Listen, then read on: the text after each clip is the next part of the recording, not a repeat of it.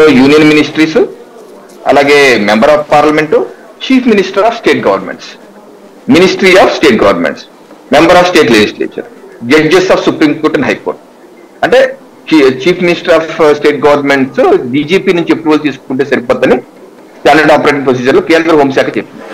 ఈ విషయాన్ని గతంలో కూడా సుప్రీంకోర్టులో జరిగిన ఆర్గ్యుమెంట్ లో కూడా చంద్రబాబు నాయుడు గారి ఆర్గ్యుమెంట్ లాయర్లు కూడా చెప్పడం జరిగింది. ఆ రోజు మన చర్చలో కూడా అనుకున్నాం సార్, నేను కూడా ఆ రోజు మీకు చూపించాను. చంద్రబాబు నాయుడు గారు లాయర్ మంచి కోసం చెప్పాడా చెడు కోసం చెప్పాడా సుప్రీంకోర్టులో సిద్ధార్థ లోద్రా ఎస్ఓపి అయితే మరి ఇలా ఉంది, గవర్నర్ అప్రూవల్ తీసుకోవాలి లేదు కదా, మరి వాళ్ళు మంచి అవుతా చెడు అవుతా అని ఆ రోజు కూడా మనం మాట్లాడుకున్నాం. సో ఇది కూడా ఇందాక శాంతిప్రసాద్ గారు అన్నట్టు రేపు రాజ్యాంగ ధర్మాసనంకి వెళ్ళినప్పుడు అసలు ఈ స్టాండ్ ఆఫ్ ప్రొసీజర్ ఓకేనా కాదా, లేకపోతే ఇది కరెక్టా కాదా, అసలు ఇది వ్యాలిడే కాదా అన్నది నిర్ణయం తీసుకోవాలి. తప్పనిసరిగా దీని మీద ఒక నిర్ణయం తీసుకోవాలి. అయితే ఉద్దేశం ఏంటంటే హానెస్ట్ ఆఫీసర్స్ ని కాపాడాలి అన్న ఉద్దేశం అని దీని యొక్క ఇతివృత్తం. అదే మన జస్టిస్ బేలా త్రివేది గారు కూడా చెప్పింది, హానెస్ట్ ఆఫీస్ ని కాపాడాలి మంచి ఉద్దేశంతో పెట్టారు కానీ అసలు మొత్తం అవినీతి పరులు కాపాడాలని కాదు. బట్ ఈ వర్డింగ్స్, టెర్మినాలజీస్, చట్టంలో ఉపయోగించిన టెర్మినాలజీస్ ఎంత కన్ఫ్యూజన్ కి దారి చేస్తుందేమో తప్పనిసరిగా సుప్రీంకోర్టు రాజ్యాంగ ధర్మాసనం ఒకవేళ కూర్చుంటే దాని మీద ఒక నిర్ణయం తీసుకోవాల్సిన అవసరం అయితే ఉంది.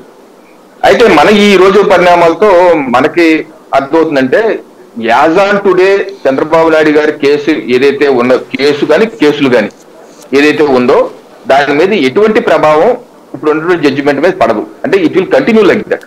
ఏ కేసు రాష్ట్ర ప్రభుత్వం ఇన్వెస్టిగేషన్ చేసుకోవచ్చు, లేకపోతే మానుకోవచ్చు, ఛార్జ్ షీట్ ఫైల్ చేయొచ్చు, లేకపోతే మానుకోవచ్చు, వాళ్ళ ఇష్టం. అంతేగాని ఈ కేసు వివిధ కేసుల మీద ఇచ్చిన ముందస్తు బెయిల్ కావచ్చు, లేదా యాంటిసిపేటరీ బెయిల్ కావచ్చు, లేదా బెయిల్ కావచ్చు, ఇవన్నీ అలాగే ఈ యొక్క ఇప్పుడు ఫైనల్ బెయిల్ తీసుకున్నారు హైకోర్టు దగ్గర, దాని మీద సుప్రీంకోర్టులోకి వెళ్ళినప్పుడు ఇదే జడ్జెస్ ఏమన్నారు, మేము అసలు అంశం మీద జడ్జిమెంట్ ఇచ్చేస్తాం, ఆ తర్వాత దీని సంగతి చూస్తాం అన్నారు.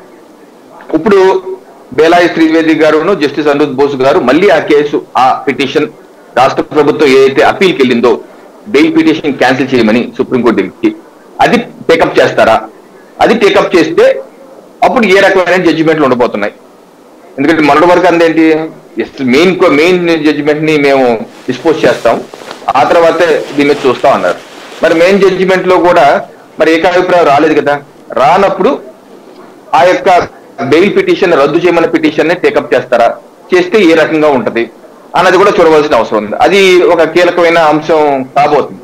సరే, దీని మీద సిజే దగ్గరికి వెళ్తారు, సిజే గారు చూస్తారు, అది ఒక ప్యారల్ గా నడిచినా ఇది మాత్రం వస్తుంది, బెయిల్ పిటిషన్ రద్దు చేయమని మాత్రం వస్తుంది. సో దాన్ని ఏ రకంగా అడ్రస్ చేయబోతున్నారు అన్నది ఒక ఆసక్తికర పరిణామం అవుతుంది.